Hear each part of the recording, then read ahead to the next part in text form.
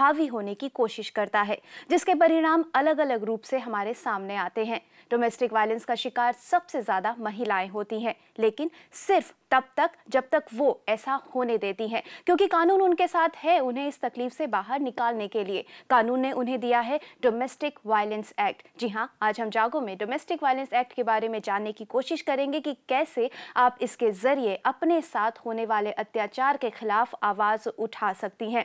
अगर आप भी घरेलू हिंसा का शिकार हैं या फिर अपने आसपास ऐसा होते हुए देख रही हैं तो आवाज उठाइए। क्या कहता है कानून, क्या है डोमेस्टिक वायलेंस एक्ट, ये जानने के लिए स्टूडियो में हमारे साथ मौजूद है legal expert mister Sanjeev Jain. Sanjeev ji, आपका बहुत बहुत स्वागत है। संजीव जी, बहुत बहुत स्वागत है आपका जागो में। और साथ ही डोमेस्टिक वायलेंस एक्ट के लिए खड़े होने के लिए सबसे ज्यादा आपको मजबूती की जरूरत होती है। कैसे आपके अंदर ये आत्मविश्वास आए, इसके लिए हमारे साथ स्टूडियो में मौजूद है psychotherapist doctor Ripon Sippy. Doctor Ripon, बहुत बहुत स्वागत है जागो में। जब एक महिला घरेलू वायलेंस का शिकार होती है तो वो सिर्फ फिजिकली ही नहीं उसे चोट पहुंचती है, मानसिक तौर पर, इमोशनली, यहाँ तक कि सेक्सुअली और इकोनॉमिकली हर तरीके से उसको पीड़ा सहनी पड़ती है। तो आइए देखते हैं कितनी गंभीर है ये समस्या। नारी अबला नहीं सबला हो तुम, फिर भी इतना दर्द क्यों सहती हो तुम? आखिर कब तक बंद दरवाजों के पीछे दबेंगी ये सिसकियां? शादी एक ऐसा रिश्ता है जिसमें हर फेरे के साथ खाई जाती है जन्मों जन्मों का साथ निभाने की कस्में, जहां आप संजोती हैं सुनहरे भविष्य के सपने। लेकिन कभी कभी रिश्ते के इस सिक्के का दूसरा पहलू देखने को मिलता है, जहां 7 जन्म तो क्या 7 पल भी साथ बिताने में भारी लगने लगते हैं। वो प्यार, वो अपनापन कहीं गुम हो जाता है जिसको दिल में बसाकर एक नई जिंदगी की शुरुआत की थी, जिसकी जगह ले लेता है अलगाव, चिड़चिड़ाहट, आर्थिक शोषण, शराब का सेवन, सामाजिक शोषण, मारपीट, बेबसी और लाचारी। क्या आपकी भी है ये कहानी? तो आपकी सहायता के लिए देश में मौजूद है डोमेस्टिक वायलेंस एक्ट 2005, यानी घरेलू हिंसा का कानून, जिसके जरिए आप आवाज उठा सकती हैं बंद दरवाजों के पीछे होने वाले अत्याचारों के खिलाफ। तो बदल दीजिए ये तस्वीर, क्योंकि आपको खुशी से जीने का पूरा हक है। बेशक अपने साथ जो आपका अत्याचार हो रहा है आपके साथ, उसकी तस्वीर आप ही बदल सकती हैं अगर आप आवाज़ उठाती हैं तो। फिलहाल हमारे साथ जुड़े हैं अमित अहमदाबाद से। अमित जी, सवाल पूछिए।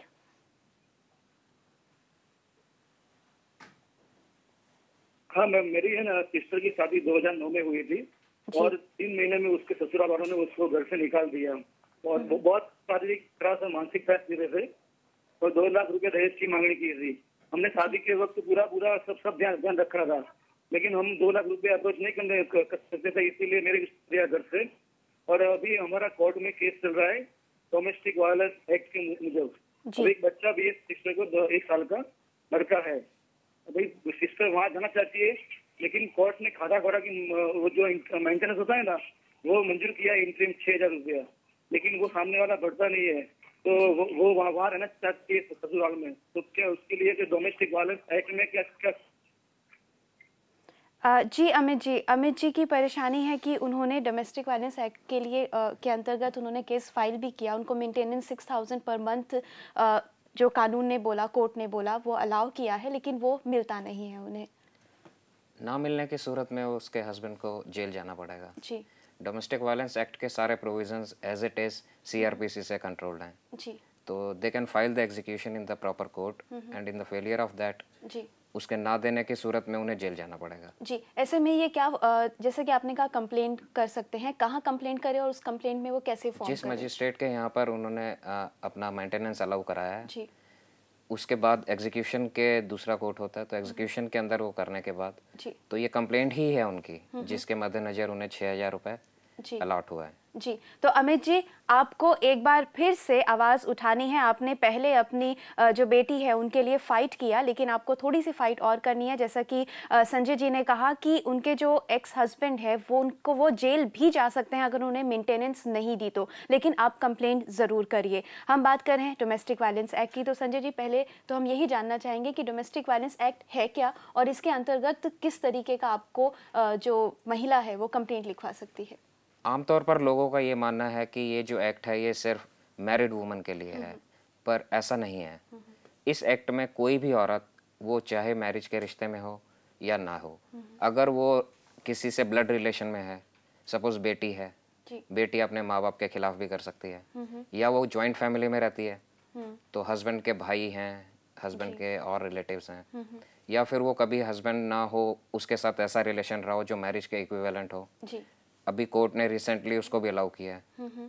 तो इन सब रिलेशंस के अंदर जहाँ भी वो किसी भी शेयर्ड हाउस होल्ड में रहती है, लेडीज का रहना है जो मेन, अगर वो किसी के साथ भी शेयर करती है घर को, उस घर में अगर उसके खिलाफ कोई भी वायलेंस होता है, वायलेंस जनरली हम मानते हैं कि वो फिजिकल है, पर उसके बहुत सारे रूप हैं। जी, जैसा कि आपने पहले तो अभी यही बताया कि डोमेस्टिक वायलेंस एक्ट के अंतर्गत कौन कौन कंप्लेंट लिखवा सकता है। आप अगर परेशान हैं, आपके हस्बैंड ही अगर आपको परेशान नहीं करे, आपके इन लॉज या फिर जैसे कि इन्होंने कहा ब्लड रिलेशनशिप में पेरेंट्स या फिर हस्बैंड के पेरेंट्स या हस्बैंड के कोई रिलेटिव्स आपको परेशान कर रहे हैं, तो आप उनके खिलाफ भी आवाज़ उठा सकती हैं। अगर आप मैरिड नहीं भी हैं लेकिन आपका ऐसा रिलेशनशिप है जो एक मैरिज के इक्विवेलेंट है, तो आप तब भी किसी भी तरीके का अब्यूज़ नहीं सहेंगी। आपके पास डोमेस्टिक वायलेंस एक्ट है जिसके अंतर्गत आप कंप्लेंट लिखवा सकती हैं। यहाँ पर तो हमें ये पता लगा कि कंप्लेंट हम लिखवा सकते हैं, लेकिन वो स्टेज कब आ जाती है डॉक्टर सिपी की इतनी परेशानी हो जाती है। और ज़्यादातर जब हम स्टडी करते हैं तो लव मैरिजेस में ऐसा बहुत देखा गया है कि रिलेशनशिप ऐसे टूटने लग जाते हैं कि इस कगार पे आ जाते हैं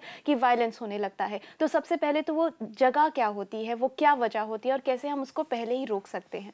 देखिए मैडम, जब एक रिश्ते की शुरुआत होती है, कोई भी नया रिश्ता जब शुरू होता है तो दोनों इक्विवेलेंट होके चलते हैं, आदमी भी और लेडी भी, दोनों एक दूसरे को बराबर मानते हैं। लेकिन जैसे जैसे रिश्ता आगे प्रोग्रेस होता है तो कोई एक थोड़ा डोमिनेट करना स्टार्ट कर देता है, वो अपना हक थोड़ा ज़्यादा जताना शुरू कर देता है, थोड़ा अपनी ज़्यादा बात मनवाना स्टार्ट कर देता है। उसकी वजह से थोड़ी टिफ्ट्स आती हैं और कई बार दूसरा इंसान अगर विद्रोह करे, नहीं मानता है, तो कई बार वो अपने किसी तरीके से रोप का इस्तेमाल करने की कोशिश करते हैं या डांटते हैं या फिज़िकली भी कई बार अब्यूज़ करते हैं, जैसे मारपीट करते हैं। तो मेरे ख्याल से ज़्यादातर जितने मेरे केसेस मेरे पास आते हैं, ज़्यादातर तो लेडीज़ तभी इस टाइप की चीज़ को रिपोर्ट करती हैं जब उनकी घर में पिटाई होती है। और बहुत से ऐसे हमारे पास केसेस हैं जहाँ पे कि तो इसको एक नॉर्मल बात माना जाता है। मैं आपको एक केस बताऊँ, हमारे पास 26 साल की एक लेडी आई जिनकी 26 साल शादी को हो गए हैं, and it has been a habitual thing. वो हर टाइम मार खाती हैं और उनको लगता है ये एक नॉर्मल सी बात है अगर उनके पति उनको पीटते हैं। मैं वकील साहब से एक चीज़ इसमें बहुत अच्छी इन्होंने बताई कि ज़रूरी नहीं कि हस्बैंड ही हो। मैं तो यहाँ तक कहूँगा कि अगर बॉयफ्रेंड भी मारे तो उसको भी इंक्लूड करना चाहिए, क्योंकि आजकल के टाइम में यूथ इतने एग्रेसिव हो गए हैं, वो इस टाइप के रियलिटी शोज़ देखते हैं जहाँ पे कि लेडीज़ को मारना बड़ा आम बात है। आप कुछ शोज देखेंगे जहाँ लेडीज के थप्पड़ मार रहे हैं और वो बार बार दिखाते हैं। हाँ, जैसे डॉक्टर सिपी आपने कहा कि 26 साल के रिलेशनशिप के बाद भी उन्होंने कंप्लेंट नहीं की क्योंकि उन्होंने अपनी लाइफस्टाइल में मान लिया। लेकिन ऐसा नहीं है, किसी भी रिश्ता, कोई भी रिश्ता या कोई भी इंसान की वजह से आप अब्यूज नहीं सह सकते। किसी को हक नहीं है कि वो आपकी एक हेल्दी लाइफ या एक खुशियों भरी लाइफ छीन सके। अगर ऐसा होता है तो आप कंप्लेंट लिखवाइए, आपके साथ कानून है, लेकिन आवाज़ आप ही उठा सकती हैं। यहाँ वक्त है एक छोटे से ब्रेक का, जल्द लौटेंगे।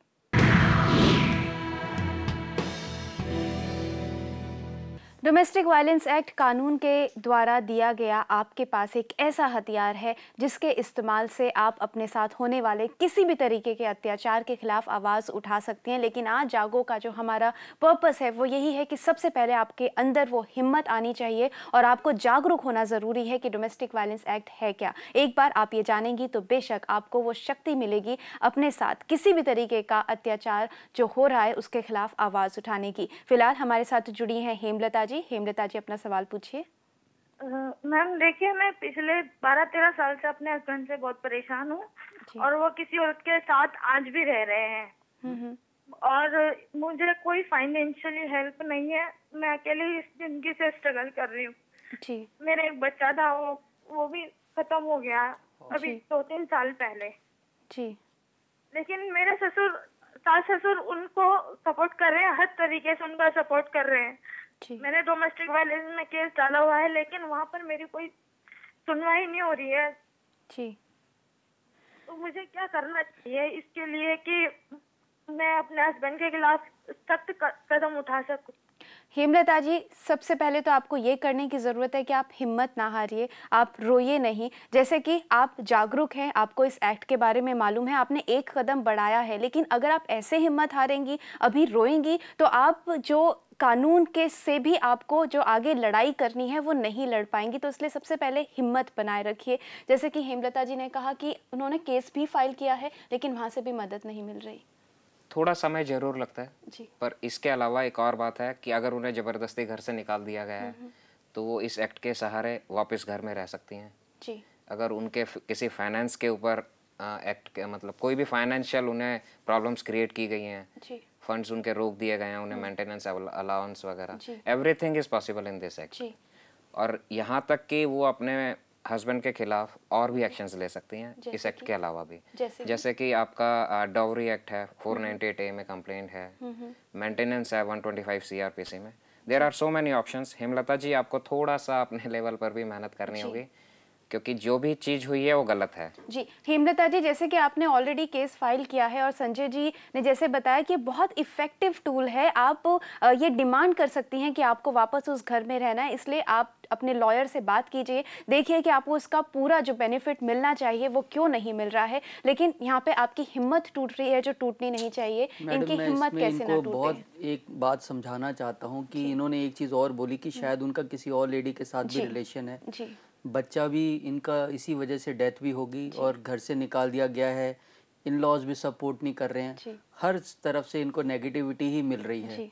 तो ऐसे केस में इनको चाहिए कि अपनी ज़िंदगी अपने हाथ में लें। ठीक है, आप केस वकील साहब बेशक इनका मतलब इनको आप एडवाइस करिए कि लड़ते रहें, वो एक अच्छी चीज़ है, लेकिन मैं पर्सनली ऐसे केस में एडवाइस करना चाहूँगा कि इस रिश्ते को ख़त्म करने में अक्लमंदी है। जी जहाँ इतना कुछ हो गया हो, किसी और के साथ कोई रह रहा हो, कोई सपोर्ट ना हो, इवन बच्चे के पैदा होने के बाद बच्चे की डेथ भी नेग्लिजेंस की वजह से हो गई हो, जहाँ इतनी खराबी हो, ऐसा रिश्ता पनप नहीं सकता।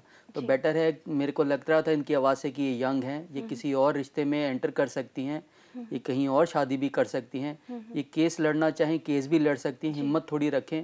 जी हमारे देश में जस्टिस थोड़ा धीरे से ही मिलता है, एकदम कोई भी कहीं आवाज़ नहीं सुनता, तो इनको लगना पड़ेगा मिलेगा कि नहीं मिलेगा, ये एक अलग अगेन क्वेश्चन मार्क है, जी। क्योंकि इस पे कोई कह नहीं सकता। यहाँ पे तो जरूर मिलेगा, और जहाँ तक इनके उसमें है, लेट अस प्रे टू जी, गॉड कि उनको हम मिले। यही प्रार्थना करते हैं कि आपको आपका हक मिले, आपको न्याय मिले। लेकिन जैसा कि डॉक्टर नहीं सिप्पी मिलता ने तो भी आप कहा, दूसरी जैसे जगह कि शादी कर सकते हैं। जी। मतलब आप अपनी लाइफ मत रोकिए, जी। किसी एक इंसान के चलते आप अपनी लाइफ इतनी मत खराब करिए जी। कि आप इतनी भावुक हो रही थी, मतलब वो रो रही थी, मतलब जी। शी इज सो ट्रॉमेटाइज्ड, जी। मतलब वो मानसिक तौर अपनी पे इतनी हिल प्रॉब्लम चुकी बताते हैं। वक्त भी हेमलता जी आप टूट रही हैं, इसलिए सबसे पहले जरूरी है कि आप खुद को पहचानें, खुद के अंदर हिम्मत रखें, अपना आत्मविश्वास बढ़ाएं, फिर देखिए कि आपके सामने क्या परेशानी है, उनसे इनकी आपको लड़ना काउंसलिंग है। भी की जा सकती है, ये किसी क्लिनिकल साइकोलॉजिस्ट को कंसल्ट कर सकती हैं, क्योंकि ऐसे समय पे मानसिक तौर पे मजबूत होना बहुत जरूरी जी। होता है। वो जो जी। बल मिलेगा जी। वो एक काउंसलिंग से मिलेगा। बेशक। तो किसी हेमलता जी, काउंसलर पहले को खुद पर वर्क कीजिए, खुद को इतना मजबूत बनाइए, उसके बाद जो आपके सामने जो परेशानियां हैं उनसे लड़िए और आपको न्याय जरूर मिलेगा। हिम्मत मत हारिए। आपको बहुत बहुत शुभकामनाएं, अपना आत्मविश्वास बनाए रखें। अब हमारे साथ हैं नीलम अहमदाबाद से। नीलम जी, अपना सवाल पूछिए। जी, ननंद है जी। उनकी शादी को 3 साल हो गए हैं जी। और उनके 1.5 साल का बच्चा है। जी। और उनके जो ससुराल वाले हैं, सास और उनके घर से जो है मेरे नंदोई, वो उनको ले जाने के लिए ना कह रहे हैं। और ये केस हमने जो कोर्ट में है, उन्होंने मेंटेनेंस के लिए दिया है, तो कोर्ट ने मेंटेनेंस देने के लिए, और मेरी ननद अब कहती है कि मुझे अगर वो मेंटेनेंस देने के लिए नहीं है तैयार तो मैं वापस वहाँ पे जा सकती हूँ, नहीं जा सकती। जी नीलम जी, क्या आपकी परेशानी का हल निकल सकता है ये हम जानेंगे, लेकिन उससे पहले हम बात करेंगे सुनीता जी से, जिन्होंने हमें कैलकाटा से कॉल किया है। सुनीता जी, आप अपना सवाल पूछिए। क्या सर, मेरा सवाल ये है कि ना, मेरी शादी सेकंड मैरिज है, फिर भी मेरे हस्बैंड विशाखापट्टनम रहते हैं, वो मेरे को छोड़ के यहाँ चले गए। अब 10 लाख रुपए दिए हैं, बोलते अपने डिवोर्स ले लेते हैं। जी सुनीता जी, आपकी परेशानी का भी क्या हल निकल सकता है ये हम जानेंगे, लेकिन यहाँ रुकेंगे एक छोटे से ब्रेक के लिए।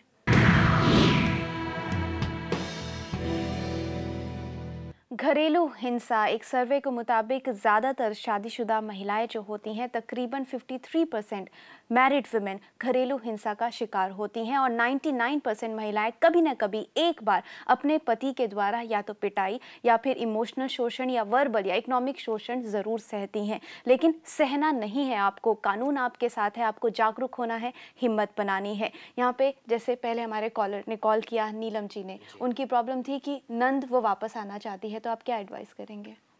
मेंटेनेंस का पीरियड तो जो मेंटेनेंस अमाउंट है वो अलग रहने की सूरत में है। अगर वो रहने के लिए दोबारा तैयार हैं तो मेंटेनेंस के अमाउंट के इरिस्पेक्टिव वो जा सकती हैं जी। अगर उसके कुछ समय बाद वो फिर से ऐसा होता है 6 महीने या 1 साल बाद, तो मेंटेनेंस फिर से शुरू हो जाएगी जी। उन्हें ये नहीं सोचना है कि मेंटेनेंस का पीरियड खत्म है या मेंटेनेंस का अमाउंट उन्हें दोबारा नहीं मिलेगा जी। अगर घर बसता है तो दैट इज वेरी फाइन जी। तो पहले यही देखना है, अगर नहीं ऐसा नहीं होता है तो मेंटेनेंस के बहुत ही क्लियर प्रोविजंस हैं लॉ में, जिसके जरिए आप मेंटेनेंस को कंटिन्यू करा सकते हैं। अब सुनीता जी की बात की, उनके हस्बैंड ने उनको छोड़ दिया है, 10 लाख रुपए देकर वो कह रहे हैं कि डिवोर्स ले लीजिए।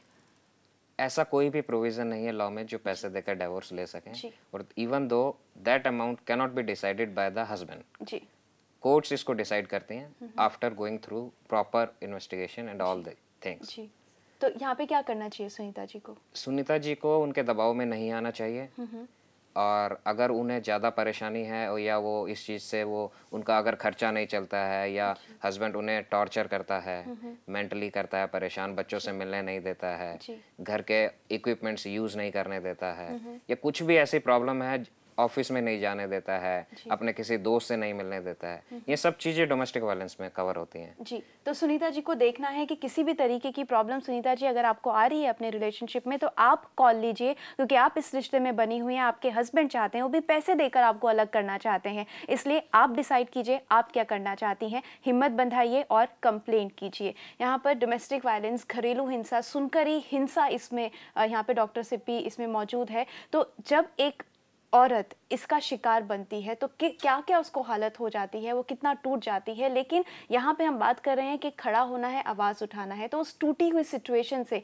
वो कैसे हिम्मत करे और कंप्लेंट कर पाए। देखिए मैडम, इसका एक ही इलाज है कि आपको अपनी शर्म त्यागनी पड़ती है जी। अगर आप ये सोचेंगे समाज क्या सोचेगा, घर क्या दूसरे लोग क्या सोचेंगे, बाकी मेरी बदनामी होगी, कहीं मेरा घर ना टूट जाए, अगर आप यही कश्मकश में लगे रहेंगे तो आप कभी भी केस फाइल नहीं कर पाएंगे। तो बेस्ट इसमें यही है कि आप इन चीज़ों को छोड़ दें और आप अपने हक के लिए लड़ें, जो कि मेरे हिसाब से सही भी है, क्योंकि अगर आप किसी को नहीं रोकेंगे तो वो बार बार करेगा। कहते हैं ना, जो दबता है उसको और दबाया जाता है। तो अगर आप विद्रोह नहीं करेंगे तो आपको और ज़्यादा दबाया जाएगा, इसलिए आप इन चीज़ों का ख्याल ना करके अपने हक के लिए लड़ें। बिल्कुल, आपको जहां लगता है कि आपको दबाया जा रहा है तो आप ये ना सोचें कि बच्चे हैं, समाज है या क्या होगा रिश्ते का, कंप्लेंट जरूर किए, लेकिन क्योंकि ज़रूरी नहीं होता कि जब भी आप कंप्लेंट करते हैं आपका जो रिश्ता है वो कोर्ट तक जाता है तो रिश्ता टूटता ही टूटता है, क्योंकि कोर्ट भी पहले काउंसलिंग करती है, कोर्ट भी रिश्ता बचाना चाहती है। अगर वो नहीं होता तो आपको जीने का हक है, खुशी से जीने का हक है, ये भी कोर्ट ध्यान रखती है। और आप कंप्लेंट ज़रूर करिए, इस हिंसा को ना सहिए। लेकिन ये कंप्लेंट कैसे कर सकते हैं संजय जी, पूरा प्रोसेस क्या है कि अगर आज लगता है कि नहीं और ये नहीं सहना है तो एकदम वो महिला क्या करे? इसके बहुत ही आसान तरीके हैं। वो चाहे तो डायरेक्ट मजिस्ट्रेट के सामने सेक्शन 12 में अपनी कंप्लेंट लगा सकते हैं जी। जो बहुत ही आसान है। अगर कोई औरत अनपढ़ है तो उसकी सहायता के लिए प्रोटेक्शन ऑफिसर्स हैं जी। उनके नंबर वेबसाइट पर अवेलेबल हैं, हर एक पुलिस स्टेशन में जी। उनके नंबर्स अवेलेबल हैं जी। आप उनके पास जाकर असिस्टेंस ले सकते हैं। अगर आप उनके असिस्टेंस नहीं चाहते तो आप कोर्ट में जाकर डायरेक्ट मजिस्ट्रेट के पास एप्लीकेशन लगा कर ले सकते हैं जी। इन सब के बावजूद अगर आपको कुछ भी नहीं है तो इवन यहाँ पर जो पैसे हैं, एप्लीकेशंस के पैसे हैं, कॉपीज के पैसे हैं, वो सब भी प्रोवाइडेड हैं जी। सिर्फ आपने आना है जी, सिर्फ एक कदम उठाना है। जैसा कि संजीत जी ने कहा कि आपको पुलिस के पास जाने की जरूरत भी नहीं है, आप डायरेक्ट कोर्ट में जाकर भी कंप्लेंट लिख सकती हैं। आकर सिर्फ वहां पहुंच जाइए, वहां पे आपकी असिस्टेंस के लिए, आपकी मदद करने के लिए हर तरीके के लोग हैं जो आपकी एप्लीकेशन भी लिखेंगे, आपको फाइनेंशियली, आपको मेडिकली, आपके रहने सहने का जो भी खर्चा होगा या जो भी आपको ज़रूरत है। बहुत से NGOs हैं जो कोर्ट के साथ मिलकर काम करते हैं, लेकिन जैसा कि संजय जी ने भी कहा कि सिर्फ कदम उठाना है। यहाँ पर हमारे साथ हैं तमन्ना जी। तमन्ना जी, अपना सवाल पूछिए।